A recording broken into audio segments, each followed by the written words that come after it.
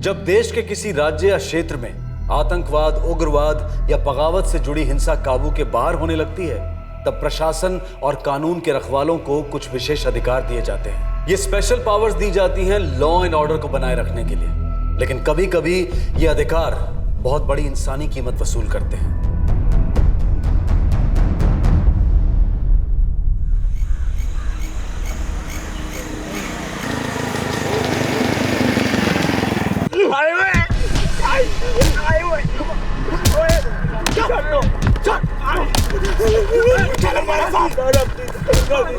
साहब एक मिनट जी, एक मिनट। तो ऐसा भी क्या कर दिया जी बंदे ने? और बीच में मत पड़ा, हमें इस पर शक कर। काजी किस बात का शक है? कुछ भी कितना होगा, चोरी डकैती, बाकी की मदद की होगी, कुछ भी। मतलब आप किसी झूठे मामले में बचाने वाले हो इसको?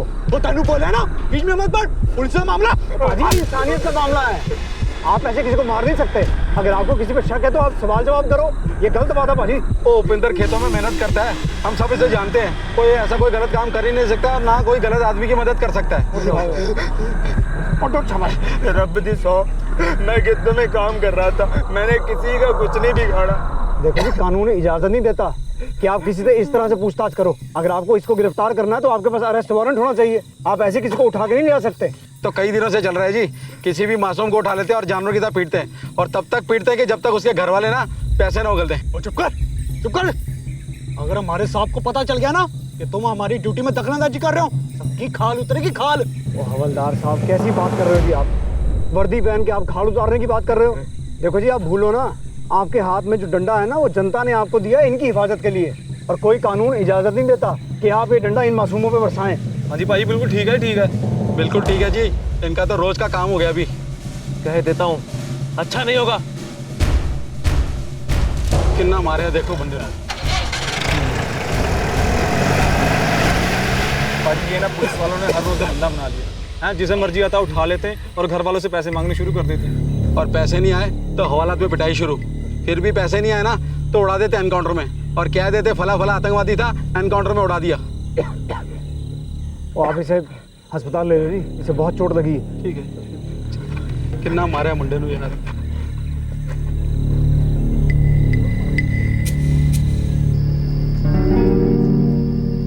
माहौल ही खराब चल रहा है हरजीते।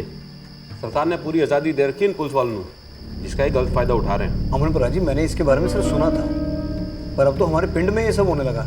कई लोग शिकायत कर रहे हैं कि मुंडों को एवं उठा के ले जाते हैं और फिर पुलिस वाले पैसे ऐंठते हैं। लेकिन इसके खिलाफ तो आवाज उठानी होगी ना जी, ये तो गलत है। सब जानते हैं गलत है सतवंत, पर ये लोग कानून को अपनी वर्दी की जेब विच लेके घूमते ने। जब मर्जी आई, जैसा चाहा मरोड़ दिया कानून को।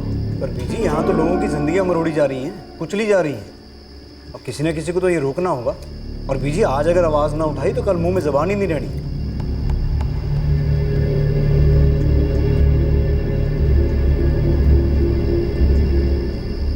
हरजीत इस गांव में कोई नया नहीं आया था और ना ही वो पुलिस की ज्यादतियों से अनजान था।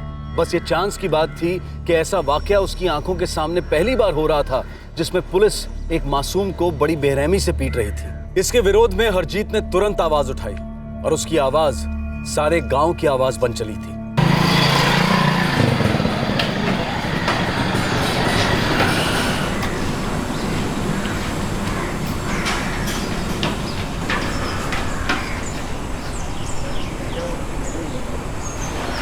राजी, तनु मिलने वास्ते पिंड से कोई आया है, आप कहो तो अंदर भेज दूं? की नाम है? सब्बरवाल जी आएगा जी। सब्बरवाल, भेज दे। सत श्री अकाल जी। सत श्री अकाल बाजी। सत श्री अकाल जी। हाँ जी। नहीं हरजीत जी, वो पिंड वालों ने बताया शायद आप हमारी मदद कर सकते हो। की गल है सब्बरवाल जी? हरजीत बाजी, 2 दिन पहले सिमी झांटा पुलिस स्टेशन के अफसर हमारे बेटे को जबरदस्ती उठा के ले गए। वो बीमार था, घर में सोया था, मार मार के ले गए। उसको बचा लो। कह रहे थे उन्हें उस पर शक है, पर ये नहीं बताया किस बात का शक है। पिंड के दलप्रीत ने बताया आप हमारी मदद कर सकते हो।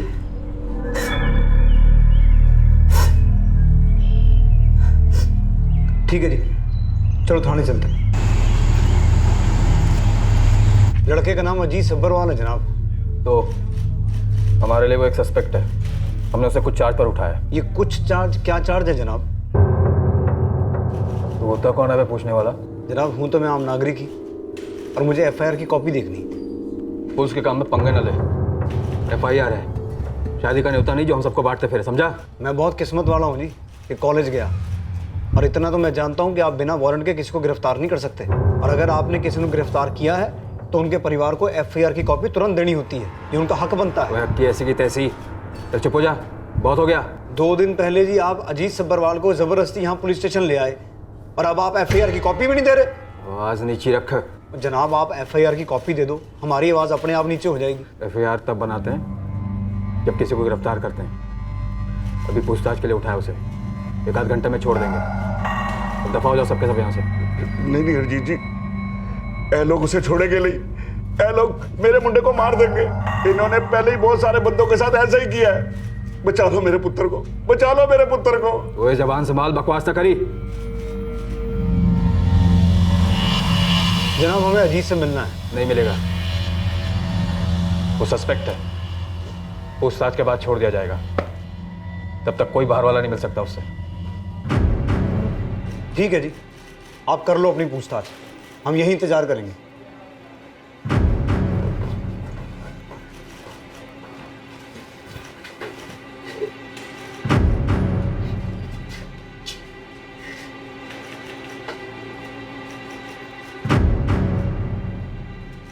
ਛੱਡ ਦੇ ਮੁੰਡੇ ਨੂੰ, ਲੈ ਜਾਂਦੇ ਨੇ।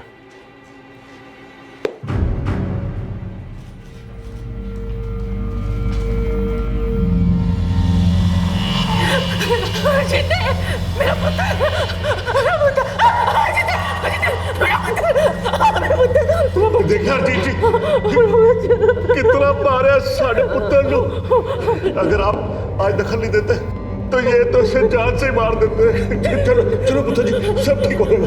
चलो चलो चलो, सब ठीक हो जाएगा बेटा जी, सब ठीक हो जाएगा। शाबाश शाबाश।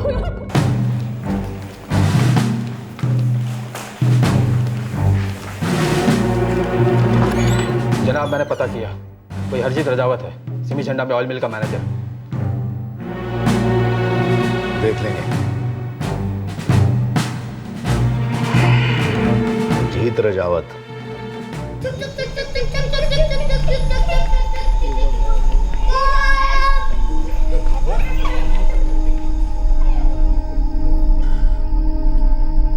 इस सब्बरवाल का मुंडा अकेला नहीं है, और बहुत सारे लड़के ऐसे हैं जिन्हें पुलिस वालों ने टॉर्चर किया है, और कईयों को तो गायब करवा दिया है। इस माहौल ने तो मनमर्जी करने की छूट दे दी है इन्हें। कबड्डी कबड्डी कबड्डी कबड्डी कबड्डी कबड्डी कबड्डी कबड्डी कबड्डी कबड्डी, ये जीत गया। ओ पापा जी पुलिस की गाड़ी आई है, ओ पापा जी पुलिस की गाड़ी आई है।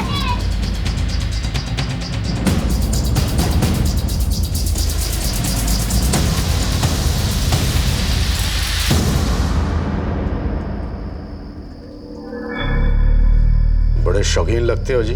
कैसा शौक जनाब? पुलिस वालों के काम में दखल देने का शौक।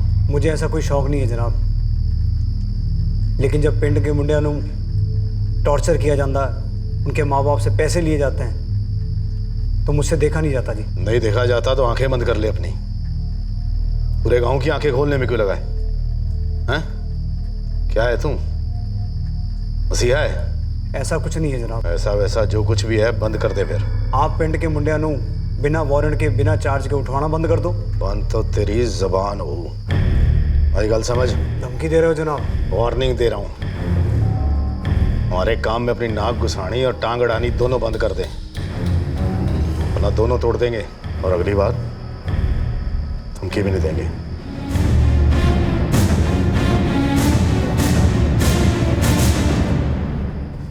पुत्र, तू इन पुलिस वालों से पंगा ना ले, हमें तो बस अपनी जिंदगी जीनी है। तू इन पुलिस वालों के रास्ते में ना पड़ पुत्र। बीजी, हर कोई अपनी अपनी जिंदगियों के बारे में सोचेगा तो सब कुछ सोच में ही रह जाना है। आवाज किसी की भी नहीं निकलेगी बीजी। और मैं किसी के रास्ते में नहीं आ रहा हूँ बीजी, लेकिन इन लोगों को ये बताना जरूरी है कि ये गलत कर रहे हैं। बीजी, इन लोगों का काम अन्याय रोकना है, और अब ये लोग ये अन्याय फैलाने में लग गए हैं तो बीजी इनके अत्याचार की आग कोई एक घर नहीं देखेगी, सबको जला देगी। हम इन्हें तानाशाह बनने नहीं दे सकते।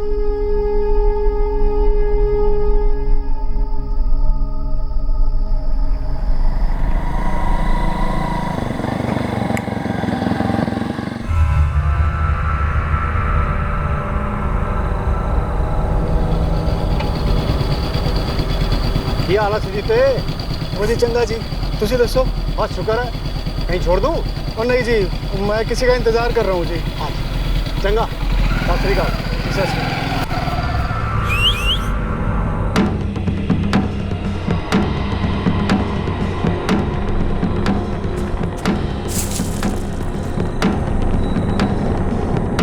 तो ये क्या गल हुई है? नहीं तो पैसे दे रहा है, नहीं तो खबर दे रहा माल की। समझा करो भाई, तो माहौल तंग है। और तंग है तो हल्का कर सुजीते। और देख, अगर मेरा सब्र खत्म हुआ ना तो तेरी जिंदगी तंग आ जाएगी। थोड़ा टाइम और दे दो, तो हथियार निकल चुके हैं। तो मैं वादा करता हूँ मैं हथियार अब तक पहुँचा कर ही रहूँगा। और सुन, जल्दी, या तो हथियार या तो पैसे। चल।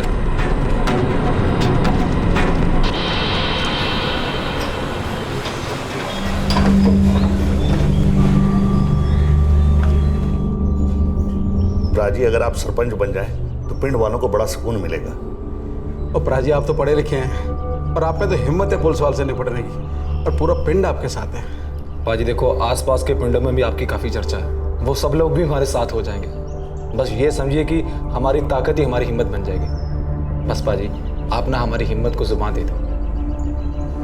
देखो जी, मैं आपके जज्बे और भरोसे की कदर करता हूँ, पर आप इतना समझ लो, मैं ही फैसला अकेला नहीं ले सकता। मेरे घर वाले हैं, उनकी राय लेना जरूरी है। पर प्राची, इतना याद रखना कि पूरा पिंड आपका घर है।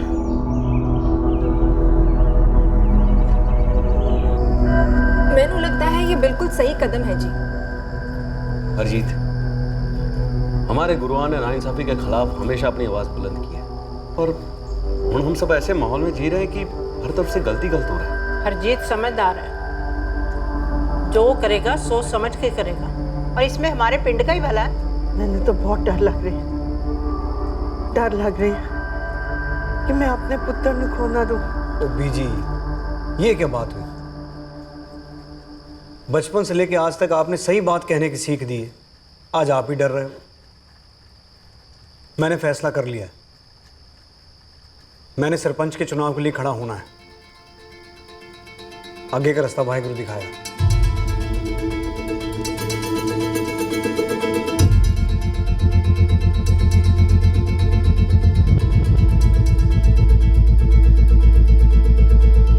माहौल बड़ा खराब है, हर तरफ अशांति मची हुई है। मैं मानता हूं ऐसे माहौल में पुलिस और सरकार पे बहुत दबाव है, पर पुलिस वाले हैं कौन? हम में से ही तो हैं। इसलिए अपने मुल्क की हिफाजत के वास्ते, हम लोगों के सुकून के वास्ते हमें दिल से पुलिस का साथ देना चाहिए। उनका साथ देना हमारा फर्ज है। मौजूदा माहौल में पुलिस वालों का हक बनता है कि वो हमसे पूछताछ करें, हमें पूछताछ के लिए थाने बुलाएं। पर हमारा भी हक बनता है, हमारा ये हक बनता है कि हम उनसे पूछें कि हमसे पूछताछ क्यों हो रही है। याद रखिए, हमने पुलिस वालों को पूछताछ का हक दिया है, अपनी इज्जत और जान माल से खेलने का हक नहीं दिया।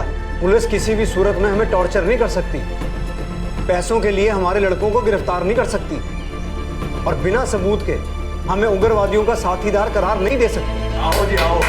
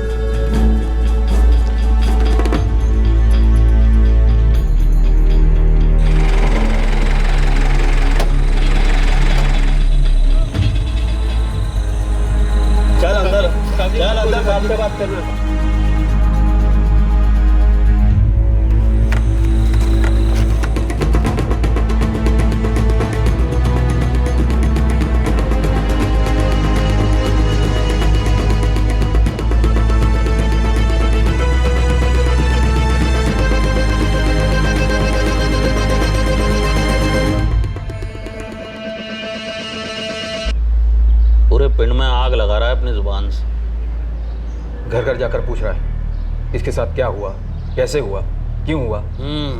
भाई उसे तो रोकना पड़ेगा।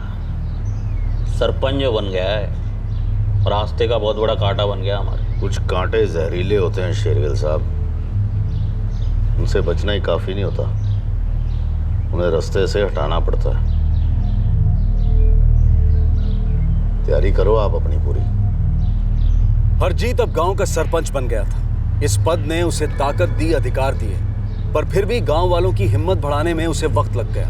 लेकिन धीरे धीरे हरजीत ने न सिर्फ अपने गांव वालों का बल्कि आसपास के गांव वालों का भी हौसला बढ़ाया। हरजीत को देश की कानून व्यवस्था और संविधान पर पूरा भरोसा था। वो हर मसले को बातचीत से हल करने में विश्वास रखता था। जनाब, हम वर्दी की बहुत इज्जत करते हैं, पर वर्दी का भी फर्ज बनता है कि वो किसी के साथ अन्याय ना होने दें। क्या बात है, तो अब आप हमें हमारा फर्ज सिखाएंगे। जनाब, हम सारे सरपंच यहाँ इकट्ठे होकर किसी को कुछ सिखाने नहीं, बल्कि एक ऐसे मसले की फरियाद लेके आए हैं जो गैर कानूनी है और सारे गांव वालों के लिए मुसीबत बन गया है। जो लोग देश के लिए मुसीबत बन गए हैं उनके साथ सलूक तो सख्ती से ही होगा। सख्ती करो जनाब, पर उग्रवादियों पर, मासूमों पर नहीं। जनाब, हम आपके पास ये दरख्वास्त लेके आए हैं क्योंकि अब हमारा सब्र खत्म होता जा रहा है। कमाल है जी, हाँ? मुझसे वक्त लेकर मुझे को धमकी दे रहे हो। हम सिर्फ इतना कह रहे हैं जी कि हम पुलिस को ऐसे ही लोगों का पैसा हड़पने नहीं देंगे। जनाब, हम बड़ी सीधी सी बात कर रहे हैं जी। हम सिर्फ ये चाहते हैं कि हमारे ऊपर होने वाला अन्याय बंद हो जाए। पुलिस कोई चंदा मांगने वाली टोली नहीं सरपंच जी।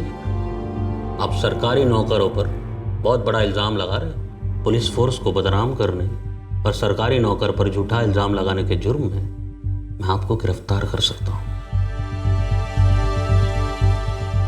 जनाब, अगर कानून तोड़ने वाले और कानून के रखवाले दोनों एक तरह से पेश आएंगे तो दोनों में फ़र्क क्या रह जाएगा जी। पुलिस अगर हमारे लड़कों को इतना दर्द देगी तो उनका विश्वास उड़ जाना जी प्रशासन पर से, और वो उग्रवादियों के हाथ की मोम बन के रह जाएंगे और ये आग बुझने की बजाय सुलगती रहेगी, भड़कती रहेगी। जनाब, कानून लागू करना और तानाशाही करना, इन दोनों में बड़ा बारीक सही फ़र्क होता है जी, और यही फ़र्क सारा खेल कर जाता है जी। पुलिस उन्हीं मुंडों को उठवाती है जिन पर उन्हें शक होता है। पर जनाब, उठाने की कोई वजह तो बताई जाए। पुलिस तो लड़कों को गाजर मूली की तरह उखाड़ कर ले जाती है और फिर उनके माँ बाप से मोटी रकम चूसती है। और जनाब, ऐसा हो नहीं सकता कि आप जैसा बड़ा अफसर इन सब बातों से अनजान हो। तुम मेरे दफ्तर में आकर मुझ पर एक्सटॉर्शन का वाहियात इल्ज़ाम लगा रहे हो। जनाब, आप सब इसे इल्ज़ाम क्यों समझ लेते हैं? पुलिस लड़कों को उठवाती है और पैसे लेकर अधमरी हालत में छोड़ती है, और कई लड़के तो जी आज तक वापस ही नहीं आए क्योंकि उनका कत्ल हुआ है आपके आदमियों के हाथों, और आपका डिपार्टमेंट उन्हें दहशतगर्दी के खिलाफ लड़ाई में कोलैटरल डैमेज, जमानत, क्षति का नाम देता है। बड़े बड़े अल्फाज इस्तेमाल होते हैं, पर जनाब, हमारे लिए तो ये है दहशतगर्दी, ये है उग्रवाद, ये है आतंकवाद।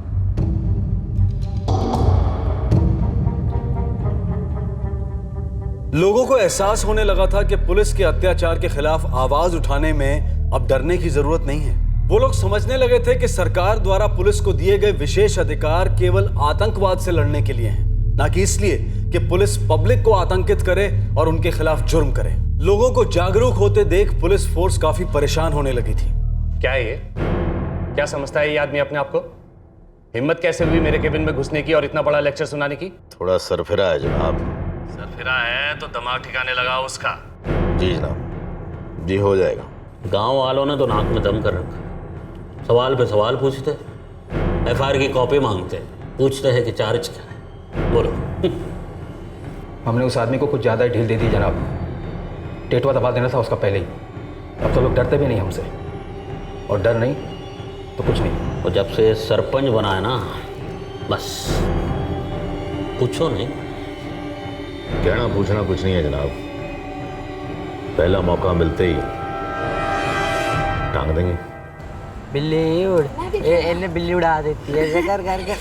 पुत्र, अरमान, रंजीते, बहुत हो गया खेल कूद, आओ रोटी खा लो। आओ चेती चेती। पता है बड़ा शरारती। तू बहुत शरारती। मैगी कीता।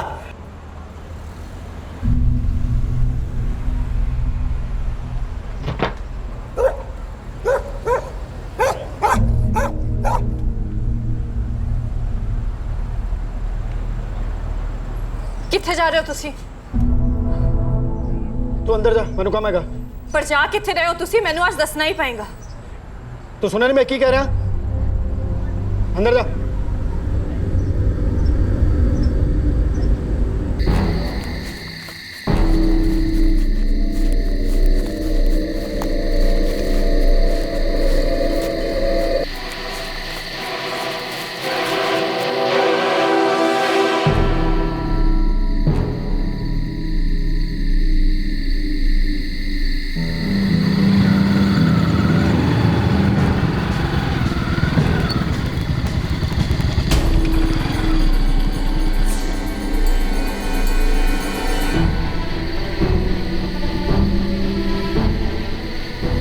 माफ़ कर दो भाई, वो आपके दिए पैसे ना मैंने किसी को उधार दे दिए थे। उस बंदे ने अभी तक उधार वापस दी नहीं और हथियारों की सप्लाई में भी देरी हो रही है। मुझे थोड़ा वक्त और दे दो बस। तुझे जितना वक्त देना था उतना दे चुका। देखो पाजी, वो बंदा कर्ज दे पैसे ना मैंने कल शाम तक वापस दे देगा। मैं सीधे आप ही के पास ले आवांगा। मैं हाथ जोड़ना। वो पैसे मैंने बट्टे खाते में डाल दिए, अब वो वापस नहीं आने और ना ही तू यहाँ से वापस जाना। अपने वास्ते रहम करो। जब कर्ज बट्टे खाते में जाता है तो बड़ा दुख होता है जी, बड़ा दुख।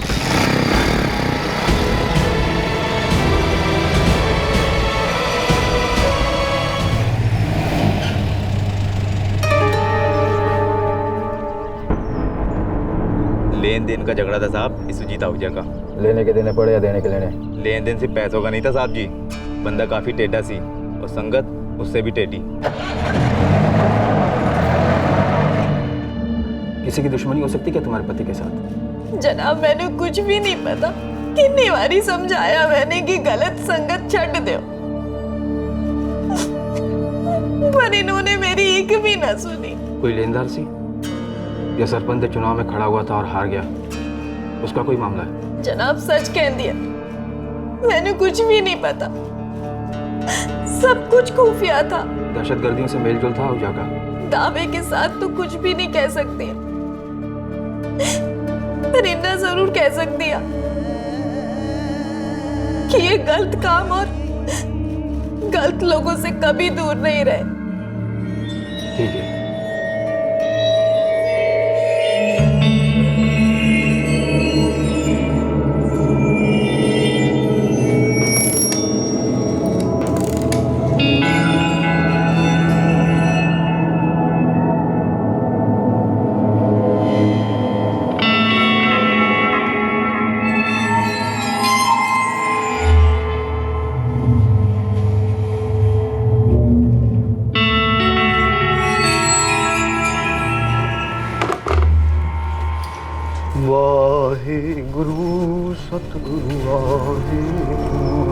सतवंत, खेती कार में जाना है। हाँ जी।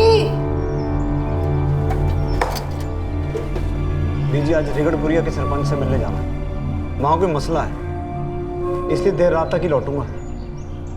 पुत्र संभाल के, तू तो सारी दुनिया के मसलियां नू अपने सिर ते लेके रखिया होए। मैं बहुत डर लगता पुत्र। तुसी डरो ना बीजी, कुछ नहीं होगा। जिंदा रहे। चंगा। संभल के जाई पुत्र। हाँ जी।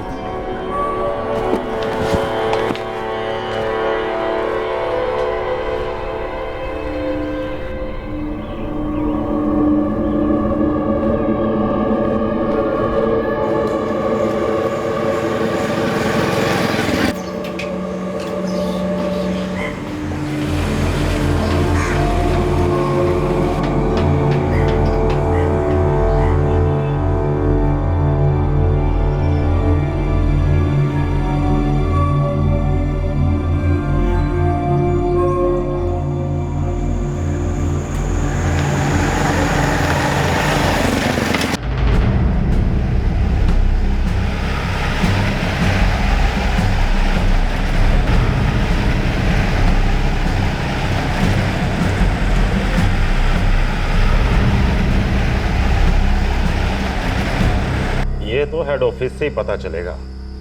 एक काम करते हैं, अपॉइंटमेंट लेके ना कमिश्नर से मिलते हैं। देखो जी, मैं क्या सोच रहा था, कमिश्नर से मिलेंगे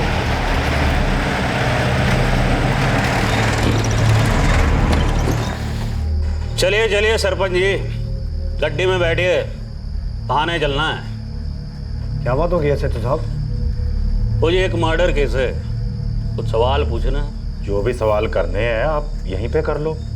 वैसे मर्डर किसका हुआ है? देखिए, हम आपको थाने ले जाने आए और आपको चलना है, और आपने हमें रोकने की कोशिश की ना तो गलत होगा, कानून के खिलाफ होगा जी। की होया जी? और नहीं कुछ नहीं, आते हैं हम अभी। चलिए चलिए आइए, चलो भाई गड्डी निकालो।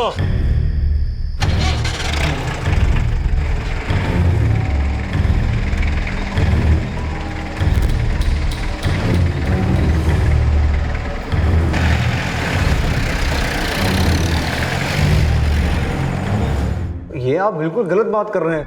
मैं तो सुजीत आहूजा को ठीक से जानता भी नहीं। हाँ, आते जाते कभी सत श्री अकाल बोल दिया होगा बस। तुमने उसे पैसे उधार दिए थे?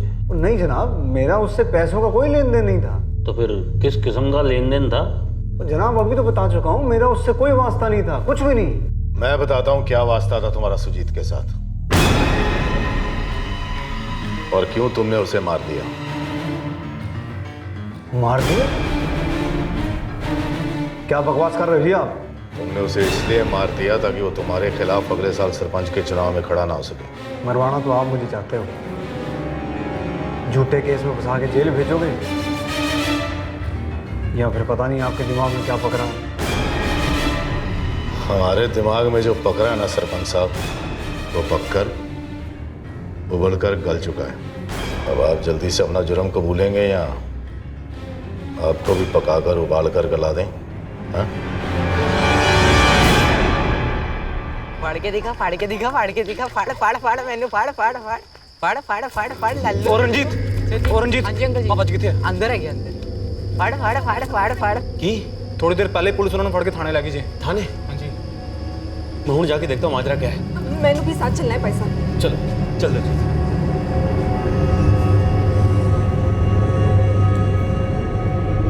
सरपंच फिक्र ना कर।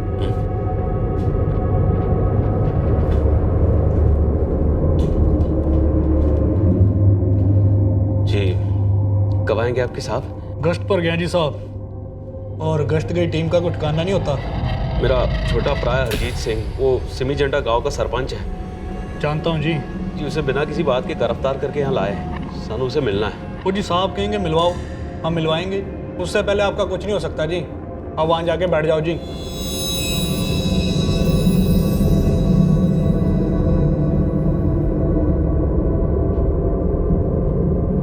ओ भाई, कोई साइकिल चोरी का केस थोड़ी है। सुजीत आहूजा मर्डर केस में सस्पेक्ट है वो। केस तो आप बुन रहे हो जी, बना रहे हो, सारा इल्जाम झूठा है। आवाज नीचे नीचे। मैंने मेरे भाई से मिलना है, वही बताएगा सच क्या है। वो पिंड के सरपंच हैं जी, वो सुजीत को तो ठीक से जानते तक नहीं थे। उस पर शक करने के लिए कई सुराग है हमारे पास, बस सुरागों को सबूत बनाना है। पूछताछ चलेगी। आप एक काम करो, आप लोग घर जाओ, रोटी शोटी खा लो, सो जाओ, आराम से जाओ। कोई आराम से नहीं सोएगा इंस्पेक्टर, पूरा गांव जागेगा। मैं तो डर गया।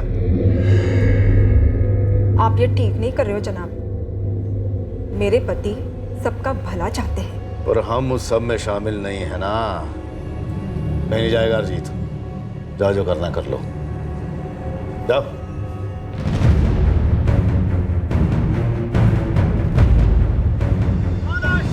नहीं चलेगी, नहीं चलेगी, तानाशाही नहीं चलेगी, नहीं चलेगी। सरपंच नो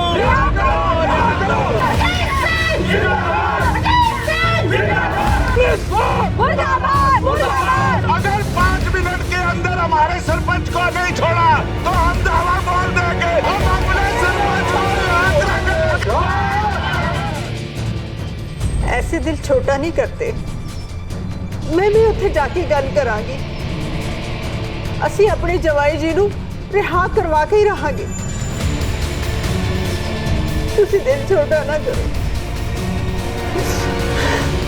हरजीत सिंह जिंदाबाद, जिंदाबाद। पुलिस फोर्स मुर्दाबाद, मुर्दाबाद। पुलिस फोर्स मुर्दाबाद, मुर्दाबाद। सरपंच नु रिहा करो, रिहा करो।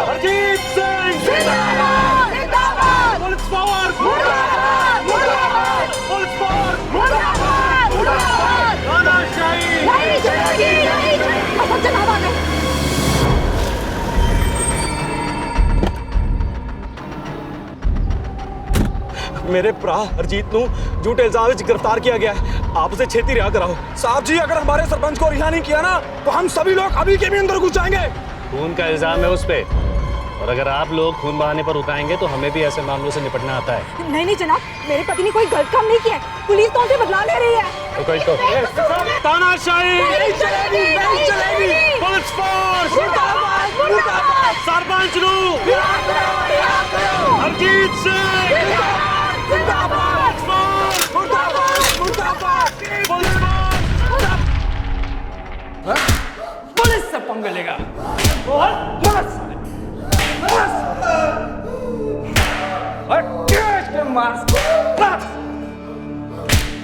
पुलिस से पंगे लेगा। इतनी बार समझाया।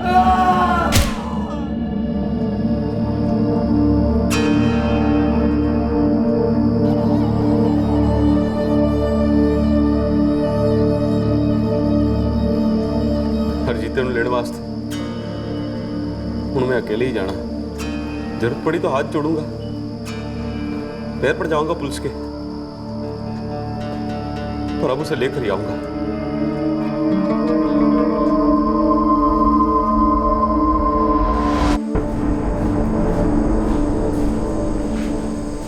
एक बार कह दिया ना नहीं रिहा करूंगा, तो फिर बार बार पूछने से कुछ होगा?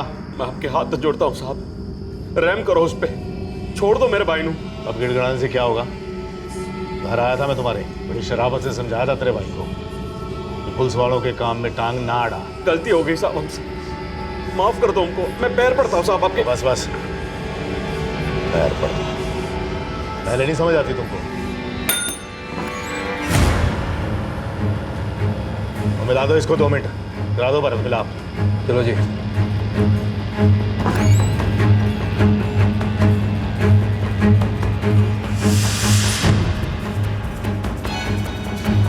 हरजीते, ओ हरजीते, क्यों आया? मानो तुम लोग ऐसे कोई मारता है? अरे मेरे भाई नू छोड़ दो, तेरो रब दा वास्ता।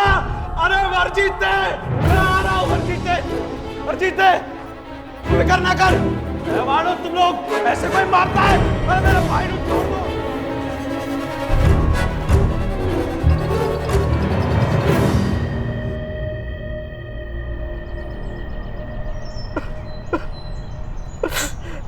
मेरे पुत्र नु कर लिया, मेरे हरजीते नु कर लिया। बीजी में दोबारा से उत्थे जाऊंगा। इस बार हरजीते नु कर वापस लेकर ही आऊंगा। ठहर जा पुत्र, मैं भी तेरे नाल चल दिया। मेरा भरा स्वतंत्रता सेनानी था, क्या पता मेरी दलीलें सुनकर उनका मन पिघल जाए।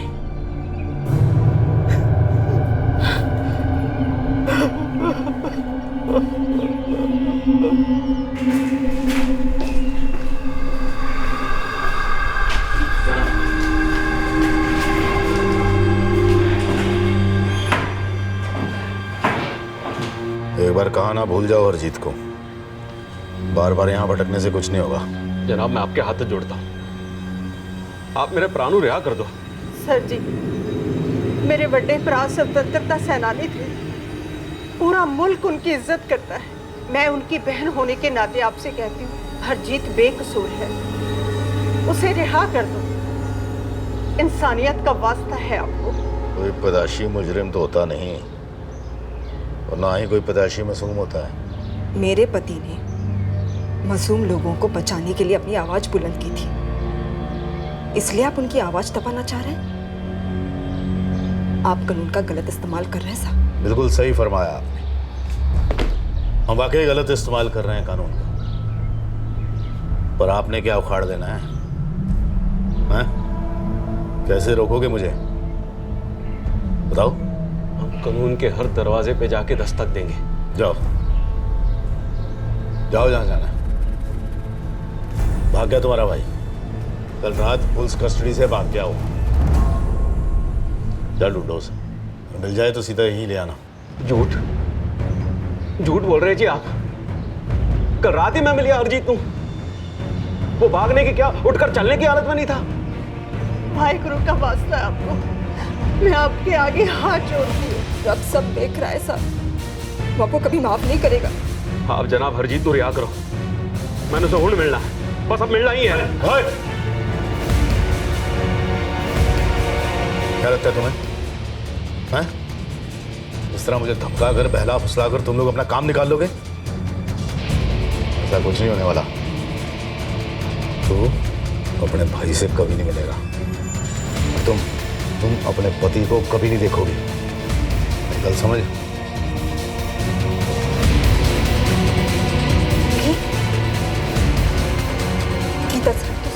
आपका शौहर अब इस दुनिया में नहीं है, मर गया है वो। मार दिया हमने सरपंच को। अब रो लो जितना रोना है। दी एंड हो गया है। मैं नहीं मानता जी, आप झूठ बोल रहे हो। मैंने उसे मिलना है। ठीक है, मिलवा देते हैं। बस एक शर्त है,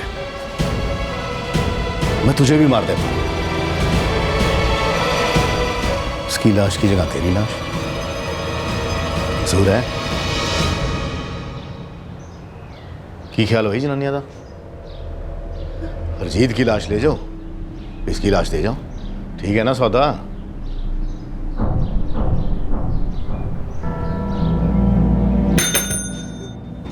बाहर मैं अकाउंट को उठा के।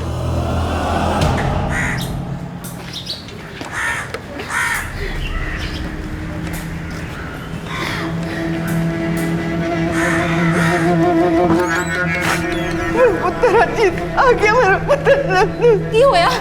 मेरा पुत्र लेके नहीं आया। की होया? मेरा पुत्र कितने है? आप तो बोलिए। मेरा पुत्र लेके क्यों नहीं आया? की होया? अनीता कितने है? मेरा पुत्र कितने है? बोलना कितने की होया? बोलना इन्हें लेके क्यों नहीं आया? बोलना मेरा पुत्र कितने है? बोल।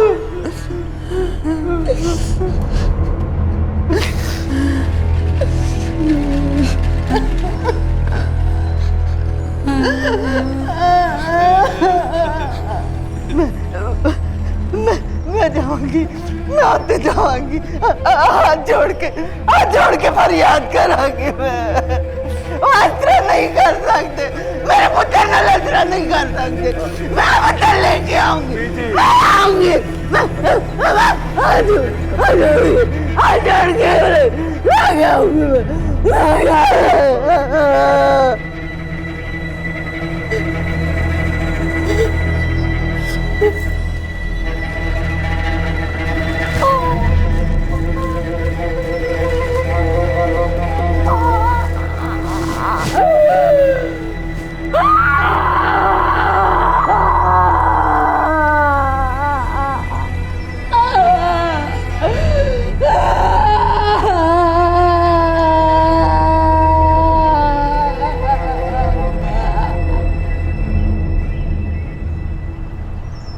सतवंत पुत्र,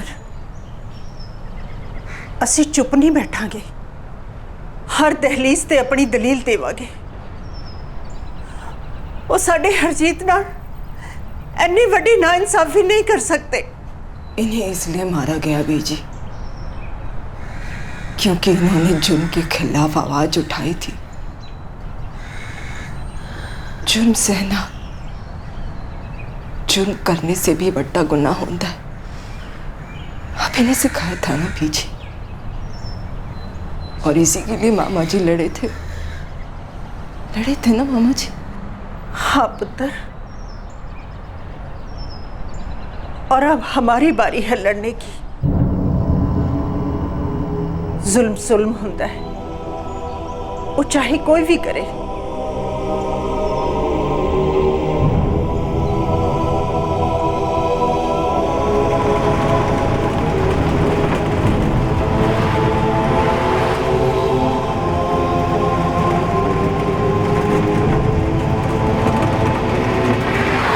रजावत परिवार को बताया गया था कि हरजीत मारा गया है। उसके बाद उन्होंने हरजीत को कभी नहीं देखा। उन्हें यह भी पता नहीं था कि हरजीत के साथ क्या हुआ है और कैसे हुआ। उनके पास कोई तरीका नहीं था यह जानने का कि क्या हरजीत वाकई मारा गया है। कुलबीर सांगरा कह रहा है कि मेरा भाई हरजीत जिंदा नहीं है। मारा गया है। हमें तो जी कुछ पता ही नहीं कि सच क्या है झूठ क्या है। पहले हमें कहा गया कि वो फरार हो गया है, पर एक रात पहले ही मैं हरजीत को मिलिया सी। हम इन्ना मारिया कुटिया सी कि वो भाग ही नहीं पाता जनाब। फिर इंस्पेक्टर कहता है कि मार दिया। देखिए आपका भाई अरेस्ट हुआ है, कोई तो वजह होगी, ऐसे तो कोई अरेस्ट होता नहीं। वजह ये थी कि मेरे पति ने पुलिस की जातियों के खिलाफ अपनी आवाज उठाई थी। हो सकता है कि आप लोग दो अलग अलग मसलों को मिला रहे हैं। फिलहाल एक ही मसला है जनाब कि मेरा भाई हरजीत है कहाँ और हुआ क्या है वो दिन आज। देखिए आपका भाई फरार हुआ है, उससे बेहतर कौन जानता है कि वो कहाँ है और उसके साथ क्या हुआ है, ये आप लोग उसी से पूछ लीजिए। आपको मजाक लग रहा है जी? आपके लिए इंसान की जान की कोई अहमियत नहीं है। एक तो बिना किसी सबूत के मेरे प्राण को गिरफ्तार कर लिया, फिर कहते हैं कि भाग गया, फिर कहते हैं जाओ जो करना है कर लो, हमने मार दिया। चिल्लाइए मत, हम अपना काम कर रहे हैं। आप लोगों का क्या है, कुछ भी हो बस पुलिस को गाली देनी। और रही बात आपके भाई की, तो आप लोगों ने गलत दरवाजा खटखटाया। मैं इस केस में कुछ नहीं कर सकता, आप लोग जा सकते हैं। बंदा अगर पुलिस कस्टडी से फरार हुआ है तो पुलिस उसके बारे में क्या जानेगी? कैसे जानेगी? कौन से उग्रवादी संगठन से जुड़ा था आपका हरजीत? मेरा भाई उग्रवादी नहीं है जी, और ना ही खूनी है। पुलिस बस उसे झूठे केस में फंसा रही है।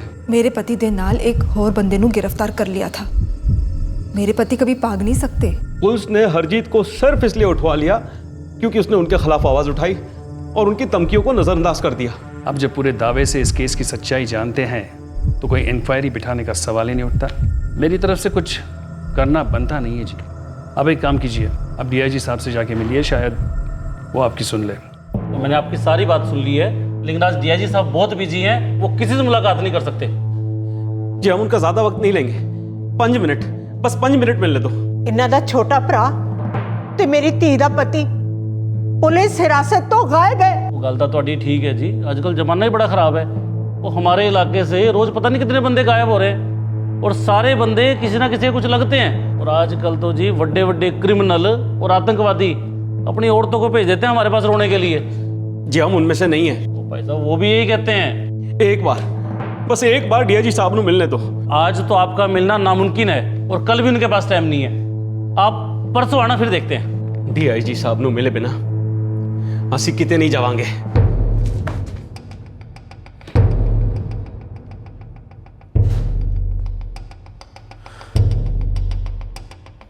आपके भाई ने अंग्रेजों के खिलाफ लड़ाई लड़ी होगी, लेकिन उससे यह तो साबित नहीं होता कि आपका कोई रिश्तेदार क्रिमिनल नहीं होगा। एक औरत, एक पत्नी, एक माँ के अंदरूनी भरोसे से बड़ी गारंटी कोई नहीं होती सर जी।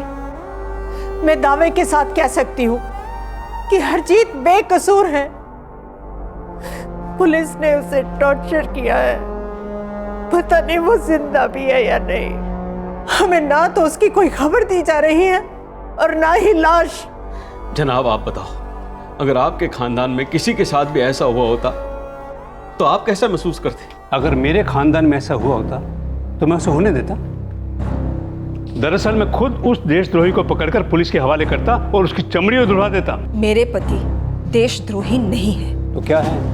लाट साहब हैं, वीआईपी हैं, जो मेरे ऑफिस में आकर ये हंगामा कर रहे हो। और क्या लगता है आप लोगों को, मेरे पिए पर चिल्लाने से आपकी आवाज़ ऊपर तक पहुंचेगी? बहुत बड़ी गलतफहमी है आप लोगों को। आप यहाँ से तशरीफ ले जाइए, बहुत से काम है हम लोगों को। अपना भाई खोया है मैंने, पर आप सभी लोग हमारी गल सुनने के बजाय हमें दफा क्यों कर रहे हो जी? ये कैसा कानून है? कानून की कैसी रखवाली कर रहे हो जी आप? क्या हम लोग कोई मायने ही नहीं रखते? तो ये सब किसके लिए? सारा कुछ किसके लिए जी? सरकार के लिए है, कानून की रखवाली के लिए है, लॉ एंड ऑर्डर मेंटेन करने के लिए, खूनी दरिंदों और दहशतगर्दों के लिए नहीं है। समझ रहे हैं ना आप मैं क्या कह रहा हूं? आप लोग चुपचाप यहां से निकल जाइए, वरना धक्के मार कर निकलवा दूंगा। चलो बेबे। एक ओंकार सतनाम करता पुरख निर्भव निर्वैर अकाल मूरत अजूनी सैभं गुर प्रसाद जप आद सच जुगाद सच है भी सच नानक होसी भी सच। गगनदीप जी, हमें नहीं पता कि हरजीत के साथ की होया, हमने तो उसकी याद में पाठ करवा दिया और उसका शरीर मिले बिना ही अंतिम संस्कार कर दिया। बहुत उम्मीदें लेके आए हैं तुहाडे कोल। मेरे पति भले आदमी थे, उन्होंने नाइंसाफी के खिलाफ अपनी आवाज बुलंद की थी। उनके गुनहगारों को सजा होनी ही चाहिए गगनदीप जी। माहौल ही ऐसा है, पुलिस को अलग से कुछ खास पावर दी गई है। सब हमारी फरियादों को अनसुनी कर रहे, नीचे से ऊपर तक, पर हम ऐसे चुप नहीं बैठेंगे। आपने जो हो सका किया, हर लेवल पे बात और खाली हाथ लौटे। बस अब आपसे ही कुछ उम्मीदें हैं गगनदीप जी। मैं सेंटर से कुछ करवाने की कोशिश करूंगा। गगनदीप जी, आप लीडर हैं, आपके दबाव डालने पे पुलिस जरूर सच सामने लाएगी। गगनदीप जी, आप तो शर्मिंदा कर रहे हैं। जब आपने खुद सामने से फोन किया है तो ये काम तो मुझे करना ही पड़ेगा। दरअसल पुलिस वालों से वाकई बड़ी गलती हो गई और हरजीत के घर वाले इतने परेशान हैं, इतने दुखी हैं कि क्या बताएं। मुझे आपकी बात पर पूरा यकीन है गगनदीप जी। मैं अभी एफआईआर का आदेश देता हूं और तुरंत कार्रवाई होगी इस पर।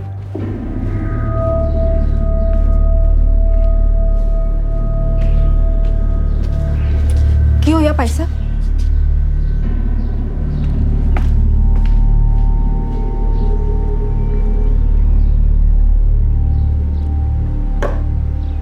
जिस पुलिस वाले ने हमारे हरजीत का खून किया है, क्या वो कभी खून की तहकीकात करेगा? कभी नहीं। गगनदीप जी ने दिल्ली से बात करके एफआईआर दर्ज करवाने को कहा था। आज पूरे 7 दिन हो गए, लेकिन वो इंस्पेक्टर कुलवीर सांगरा जहर उगलने के अलावा कुछ कर ही नहीं रहा। गगनदीप जी ने हमसे कहा था कि एफआईआर दर्ज करने के ऑर्डर जा चुके हैं। मुझे तो नहीं मिले कोई ऑर्डर्स। और हाँ, एक गगनदीप फौजदार का नाम देकर मुझे डराने की कोशिश ना करें। छू भी नहीं सकता मुझे वो। छू भी लेगा तो पता कैसे चलेगा आपको? बड़ी मोटी चमड़ी है आपकी। सही कहा आपने, बड़ी मोटी चमड़ी है मेरी। इसीलिए तो आपके पति की मौत का मुझे रत्ती भर भी गम नहीं। भाई एक आतंकवादी था, वो पुलिस की गिरफ्त से भाग निकला, आ गया। अब ये क्यों हुआ, कैसे हुआ, कहाँ हुआ, ये सब जान लेने से रीत ने वापस तो नहीं आ जाना, है ना? इसलिए एफआईआर दर्ज नहीं होगी। क्या कर लो जो करना है। एफआईआर तो मैं दर्ज करवा के ही रहूंगी, अब चाहे कुछ भी हो जाए।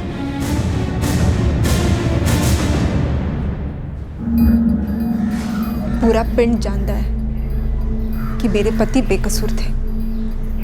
उन्होंने बस पुलिस की जातियों के खिलाफ आवाज उठाई थी। उनके साथ एक दूसरे गांव के सरपंच भी गिरफ्तार हुए थे, राजवीर तोमर। हमें उनके बारे में कुछ नहीं मालूम। उन्हें अब तक रिहा नहीं किया गया है। आप अपने भाई से मिले थे? जी मैं मिला था, लेकिन बस 2 मिनट के लिए। मुझे उसके साथ ठीक से बात तक करने नहीं दी गई। दरअसल हरजीत बात करने की हालत में ही नहीं था। उन्होंने बहुत मारिया कुटिया सी। इससे पहले कि मैं कुछ पूछ सकूं, उससे कुछ जान सकूं, मुझे वहां से बाहर धकेल दिया गया। क्या ऐसा भी हो सकता है कि हरजीत अभी भी किसी जेल में बंद हो? काश आपकी बात सच हो, लेकिन पुलिस कह रही है कि उन्हें मारा गया है। क्या हरजीत की तस्वीर मिल सकती है?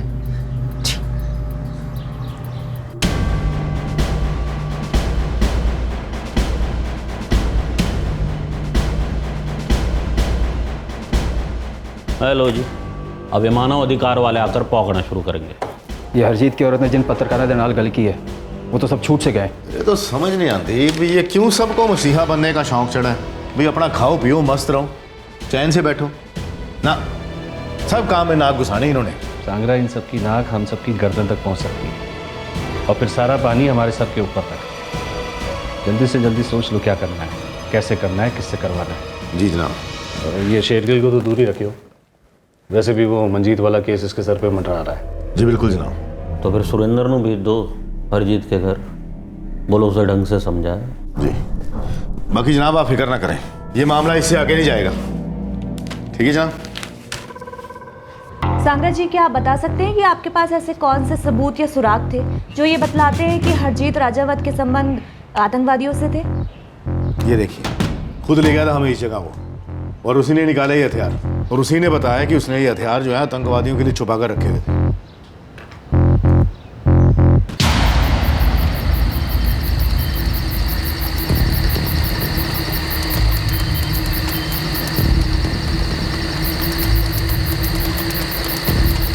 और कहाँ हथियार छुपा के रखे हैं हरजीत? हाँ? बोल बोल।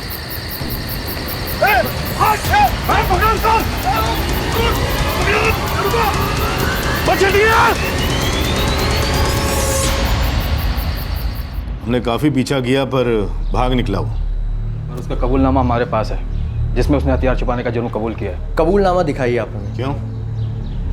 कबूलनामा नहीं दिखाते किसी को, खुफिया होता है ये।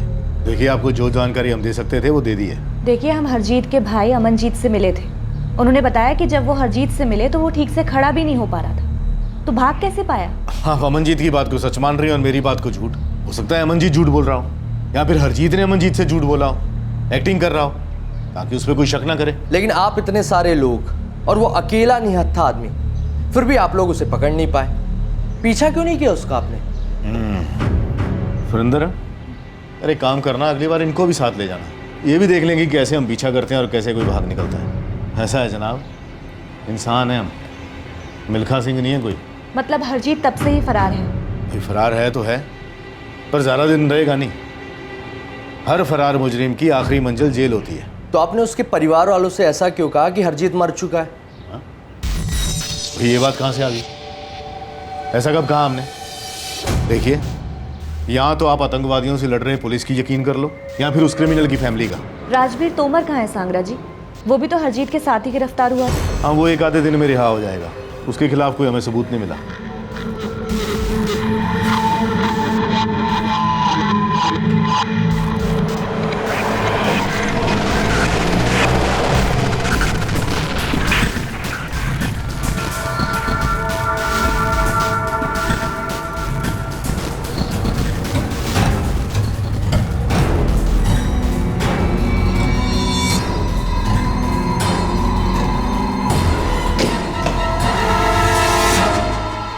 हाँ जी। चुपचाप सब कुछ भूल जाओ और लग जाओ जिंदगी में। वो तो हम देख लेंगे कि हमें की करना है, पर आप इतने डरे क्यों हो? उससे डरते तो इतने बंदे मरते नहीं। दी थी वार्निंग तो शोर नो, पर चौड़ा होता गया, भुगतना पड़ा उसे। कल को बारी तुम्हारी भी हो सकती है। क्यों खामखा बच्चों को यतीम बनाने पे तुली हुई हो? सोचो तुमसे पहले अगर वो गायब हुए तो जी पाओगी? और जी, हम उनके साथ पंगा नहीं ले सकते।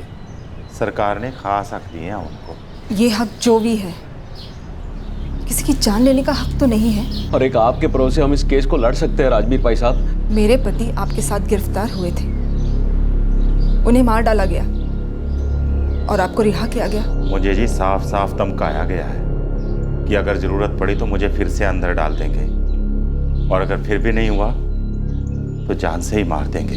भाई साहब, एक आप ही हमारी मदद कर सकते हैं, ताकि मेरा भी वही हश्र जो हरजीत का होया है। बहन जी, आपके भाई साहब को सब पूछते हैं, पर आपके आंसुओं का, आपके दर्द का कोई असर होया उनके ऊपर? पर हम लड़ना तो नहीं छोड़ सकते ना। पर इस लड़ाई में मैं अपनी जान नहीं गंवा सकता। माफी चाहता हूं।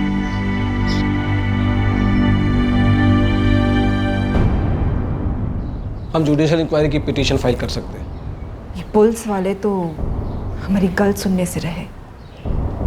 अब अगर कोर्ट ही एक रास्ता है तो यही सही। एक दिक्कत है कि कोर्ट भी हमारी फरियाद नहीं सुनेगा। नहीं, वो बात नहीं है। हमें लगता है कि सीधे सुप्रीम कोर्ट में अर्जी देनी चाहिए। ऐसा क्यों?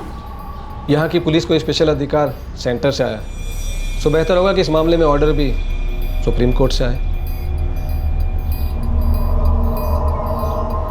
इस कॉन्स्पिरेसी में शामिल ऑफिसर्स हैं कुलबीर सांगरा, सुरेंद्र सहगल, ऑफिसर वीरा शेरगिल और सुखविंदर शाही। सर, हरजीत की फैमिली को कुछ अंदाजा ही नहीं था कि उनके साथ हकीकत में हुआ क्या था। पहले पुलिस ने उन्हें यह बताया कि हरजीत पुलिस कस्टडी से फरार हो गया, फिर बोला वो एनकाउंटर में मारा गया, और अब मीडिया से पुलिस ये कह रही है कि हरजीत कस्टडी से भाग गया और कभी पकड़ा ही नहीं गया।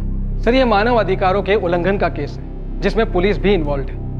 मेरी आपसे ये रिक्वेस्ट है कि ये कोर्ट एक इम्पार्शियल इंक्वायरी का ऑर्डर पास करे, क्योंकि लोकल पुलिस की इन्वेस्टिगेशन पुलिस की साइड ही लेगी।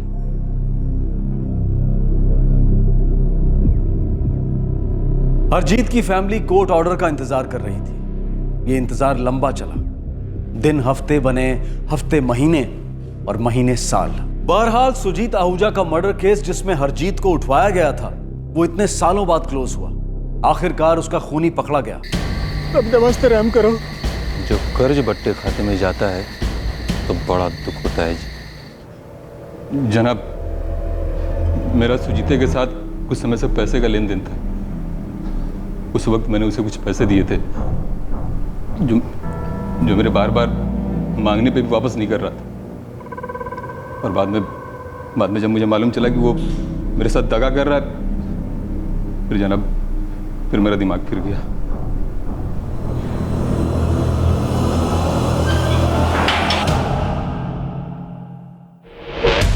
ये कोर्ट संबंधित पुलिस थाने को आदेश देती है कि हरजीत राजावत के लापता होने के केस में तुरंत एफआईआर दर्ज करें और कार्रवाई शुरू करें। जनाब, हमने अर्जी दी है कि उन सभी अफसरों को सस्पेंड किया जाए, तभी इस केस की छानबीन सही तरीके से हो सकती है। पर इस इन्वेस्टिगेशन का ऑर्डर कोर्ट से आया है। मैं मानता हूं जनाब, पर अगर इस केस में कोई नया अफसर आएगा जिसका पिछला रिकॉर्ड साफ होगा तो ही कुछ सही होना है। हम उन लोगों से उम्मीद ही की रखे जिन्होंने हमें इतना दर्द दिया, हम सबकी जिंदगियां तबाह कर दी।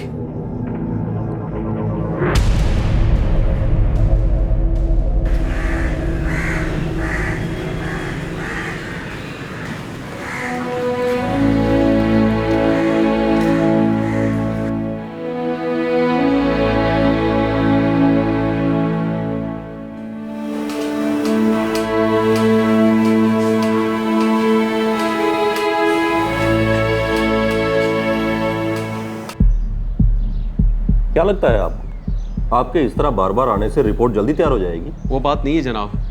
सुप्रीम कोर्ट के ऑर्डर ਨੂੰ 7 महीने हो गए, ਹੁਣ तक कोई तहकीकात शुरू नहीं किया आपने। अगर आपको किसी पर भी भरोसा नहीं है तो इसमें मैं क्या कर सकता हूँ? बात भरोसे की नहीं है जनाब, पर कुछ तो मालूम हुआ हमें। और क्या जानना चाहते हैं आप? एफआईआर दर्ज हो चुकी है, तहकीकात चल रही है, अब थोड़ा वक्त तो लगेगा ना। देखिए, ये आजकल का केस तो है नहीं, कितने साल गुजर गए और आप एक बात तो समझते ही नहीं है। खामखा तंग करते हैं आप, इसमें आपका और हमारा दोनों का कीमती वक्त बर्बाद होता है। समझ रहे हैं आप? सीमा जी, सतवंत जी, क्या आप लोगों को लगता है मैं आप लोगों से कुछ छुपा रहा हूँ? ना जी, वो गल नहीं है। पर जरा आप ही दसो, ये नया अफसर भी कोई तहकीकात नहीं कर रहा, उसने तो अब तक रिपोर्ट भी दर्ज नहीं की है। ये बात हमने बार बार कोर्ट के आगे रखी है। अब आप लोग ही बताइए मैं क्या करूँ? उन्होंने कहा था कि हरजीत ने हथियार छुपाने के जुर्म को कबूल किया है। अब ना तो वो कबूलनामा दिखा रहे हैं, ना ही बरामद किए हुए हथियार। एक न एक दिन उन्हें सच सामने लाना ही पड़ेगा। बस हमें हिम्मत और सब्र नहीं हारना चाहिए। नहीं, एक टाइम के बाद वो लोग थक ही जाएंगे, घुटने टेक देंगे। परेशान मत होइए आप लोग। कब तक चलेगी हमारी सस्पेंशन जनाब? चिंता ना करो ए संग्राह, चिंता ना कर। और शुक्र मान कि हम सस्पेंड हुए, डिसमिस नहीं। और इस केस से कुछ होने वाला है नहीं। कुछ ही दिन बाद हम अपनी ड्यूटी पर वापस होंगे, मलाई मार के। अरे कितनी बार ऐसे झूठे दिलासे दे चुके हैं आप जनाब? कितनी बार कोर्ट में जलील हो चुके हैं हम? दिमाग की लस्सी हो चुकी है मेरे। कुलवीर जी, ऐसे 4 और केस चल रहे हैं मुझ पर। और ऊपर से मानव अधिकार वाले तो मतलब हाथ धोकर पीछे पड़ गए। हर दूसरे दिन मैं कोर्ट में बैठा रहता हूँ। हाँ, पर कभी टेंशन नहीं लेता। आप अलग हैं शेरगिल साहब, मैं अलग मिट्टी का बनाऊं। बम फट रहा है दिमाग में मेरे। सारे पुट्ठे पंगे हमारी किस्मत में।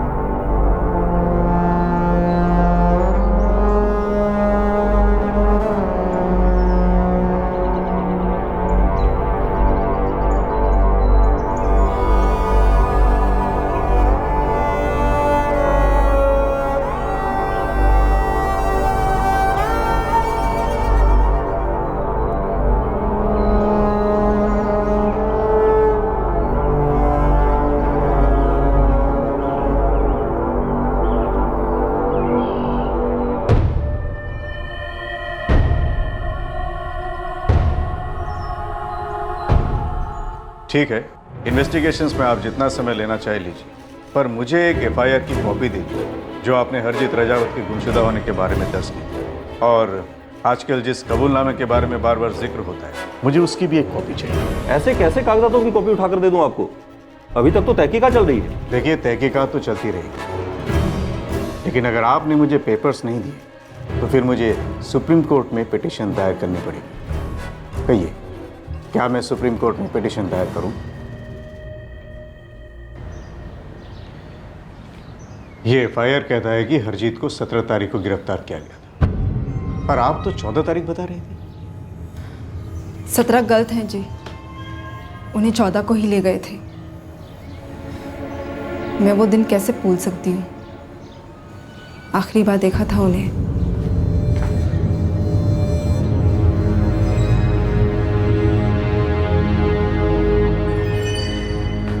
इसका मतलब तारीख बदली गई, जानबूझकर 14 को 17 किया गया। आप बता रहे थे कि उनके साथ किसी और को भी गिरफ्तार किया गया था, कोई राजवीर तोमर। जी हाँ, लेकिन उन्होंने कोर्ट में गवाही देने से मना कर दी। तब की बात और थी, हालात भी कुछ और थे। हमें दोबारा से कोशिश करनी होगी। वकील साहब, इस हथियारों वाले कबूलनामे में भी खोट है। ये अंगूठे का निशान, ये तो गलत है। हमारा हरजीत तो पढ़ा लिखा था, वो अंगूठा क्यों लगा था? उसके तो दस्तखत होने चाहिए।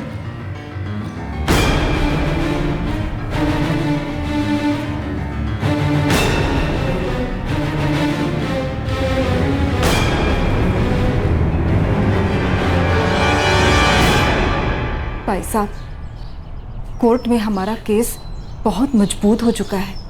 बस एक आप साथ देंगे तो सिर्फ मेरे पति का ही नहीं भाई साहब, कई मासूम बंदों के साथ इंसाफ होगा। रब दे वास्ते भाई साहब, हाथ जोड़ती हूँ आपके सामने।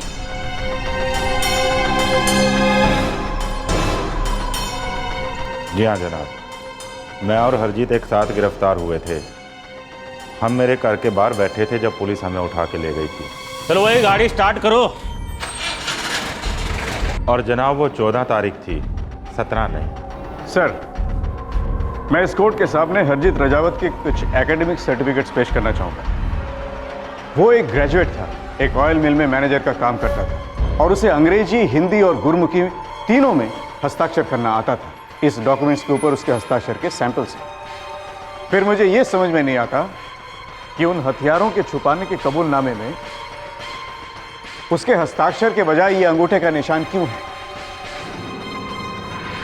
ये साफ साफ इशारा करता है कि ये डॉक्यूमेंट सारे के सारे जाली डॉक्यूमेंट्स हैं। इसलिए मैं इस कोर्ट से अपील करता हूं कि इन 4 आरोपी पुलिस ऑफिसर्स कुलवीर सांगरा, सुरेंद्र सहगल, सुखविंदर शाही और वीरा शेरगिल पे कस्टोडियल डेथ और अनलॉफुल अरेस्ट के चार्जेस लगाए जाएं और इस केस की ट्रायल शुरू की जाए। ये कोर्ट ये ऑर्डर देती है कि सेशन कोर्ट में हरजीत राजावत के गुमशुदा होने के केस का ट्रायल शुरू किया जाए। Thank you milord.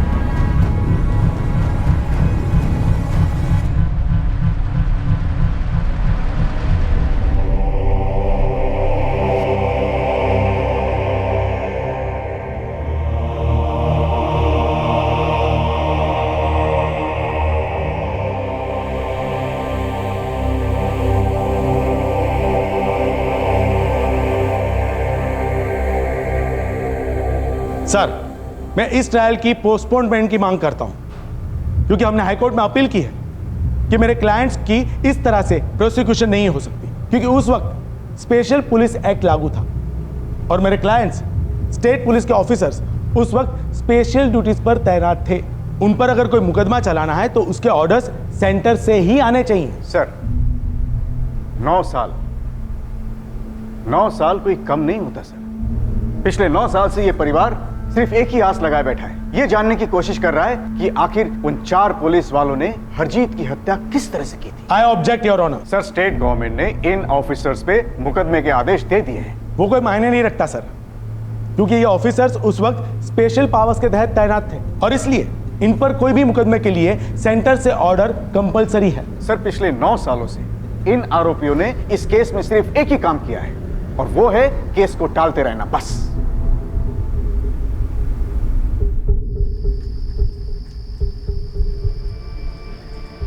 आप बिल्कुल दुरुस्त सोच रहे हो बेबी जी। मैं और राजविंदर है ना, हमेशा सतवंत नाल रहेंगे। इंदर, अरमान,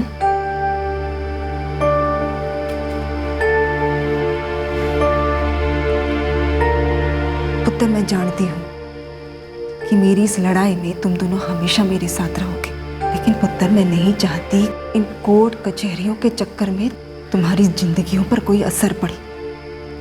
तुम दोनों की पढ़ाई भी तो है ना, तुम्हारी बेबे हमेशा तुम दोनों के साथ रहेंगी। पुत्र मैंने नहीं पता कि ये जंग कब तक चलेगी, पर इतना जरूर मालूम है कि फतेह हमारी होगी, सच की होगी।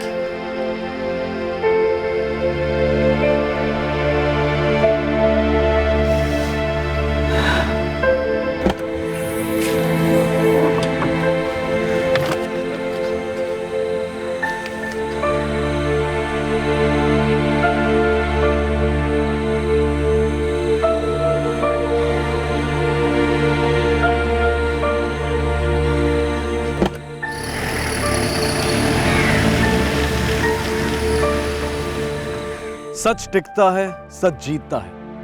अच्छाई और बुराई के बीच की लड़ाइयों की कहानी का मैसेज यही होता है। पर एक सच और भी है, और वो ये है कि सच के संघर्ष में अच्छों की जिंदगियां ताश के पत्तों की तरह बिखर जाती हैं। और ये सब इसलिए होता है क्योंकि कहीं कुछ गिने चुने शक्तिशाली लोग हैं जो रक्षा और मदद करने की बजाय खुद सच को अपने पैरों तले रौंद देते हैं। पर फिर भी सच के सिपाही आगे बढ़ते हैं, गिरते हैं, उठते हैं, छलनी होते हैं, मरते हैं, पर फिर से खड़े होते हैं।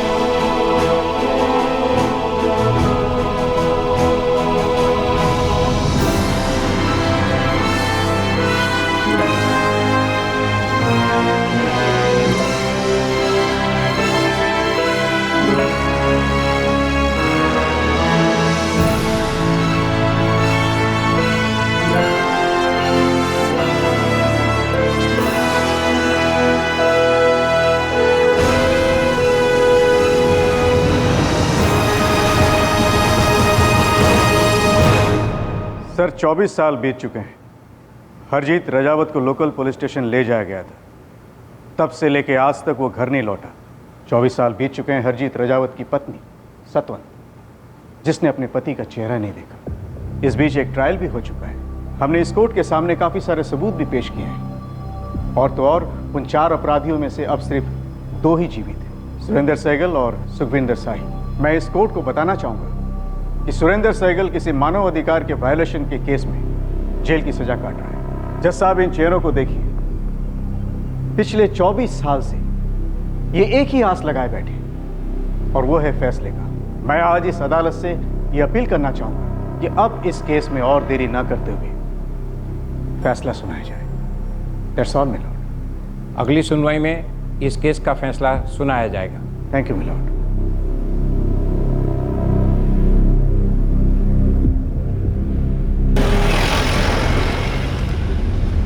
ये अदालत सुरेंद्र सहगल और सुखविंदर शाही को हरजीत राजावत के केस में दोषी पाती है और मुजरिम सुरेंद्र सहगल और सुखविंदर शाही को 5 साल की सजा सुनाती है। कोर्ट ने मॉनेटरी कंपनसेशन के ऑर्डर भी दिए हैं। वकील साहब, सिर्फ 5 साल की सजा? मेरे छोटे प्राणों जान से मार डाला। 24 साल से हम कुट कुट कर जी रहे हैं और हत्यारों को सिर्फ 5 साल की सजा? क्या ये इंसाफ है? ये तो अभी शुरुआत है। हम आगे भी अपील करेंगे कि दोषियों को सख्त से सख्त सजा दी जाए।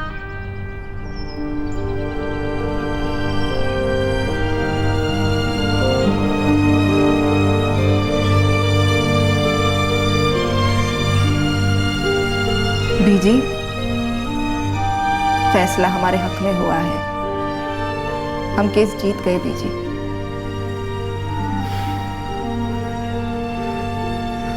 इंदर और अरमान कैसे हैं? है पास में? जरा गल करवाओ ना। इंदर पुत्र, कैसे हो बेटा? पढ़ाई चल रही है अच्छी? अरमान है क्या वहां? हमारे देश की हर कोर्ट में ऐसे अनगिनत केसेस हैं जहां किसी ताकतवर ने एक मजलूम को, एक आम नागरिक को कुचल दिया और उन्हें न्याय मिलते मिलते उनका पूरा जीवन निकल गया। एक तरफ कुछ केसेस को देखकर यह सुकून भी मिलता है कि आप चाहे कितने भी ताकतवर क्यों ना हो, आप कानून से बच नहीं सकते हैं। पर दूसरी तरफ ये सोचकर मन कांप भी उठता है कि आज भी हमारे देश में ताकत के ठेकेदार हैं जो एक आम इंसान को, एक बेसहारा इंसान को जिंदगी भर कोर्ट और पुलिस स्टेशन के चक्कर कटवा सकते हैं। अक्सर लोग थक जाते हैं, हार मान लेते हैं और चुपचाप अपनी टूटी सी जिल्लत भरी जिंदगी से विदा लेते हैं। लेकिन कुछ लोग अलग मिट्टी के बने होते हैं। वो अपने अंदर की सारी ताकत को निचोड़कर लड़ते रहते हैं। ये लोग अपने दर्द को अपना हथियार बनाकर जीत को हार के हलक से निकाल कर ले आते हैं। और जब मीडिया इन केसेस को उठा लेती है तो ये केसेस स्पीड पकड़ लेते हैं। न जाने कितने सच के सिपाही इस वक्त ये लड़ाई लड़ रहे हैं। पता नहीं कितनों को फतेह मिलेगी, कितने शहीद होंगे और न जाने कितने गुमनामी की धुंध में ओझल हो जाएंगे। देश की बाहरी सीमाओं को हम जी जान से पूछते हैं, उनकी रक्षा करते हैं, पर क्या सच्चाई और ईमानदारी की अंदरूनी सीमाएं भी उतनी ही पूजनीय नहीं है? आपसे फिर मुलाकात होगी क्राइम पेट्रोल सतर्क में एक और नए केस के साथ। तब तक अपना ख्याल रखें, सुरक्षित रहें और याद रखें, सही वक्त सही कदम, सतर्क रहें। जय हिंद। क्राइम पेट्रोल के और भी दिलचस्प कहानी देखने के लिए हमारे चैनल को सब्सक्राइब करें और बेल आइकॉन दबाना न भूलें।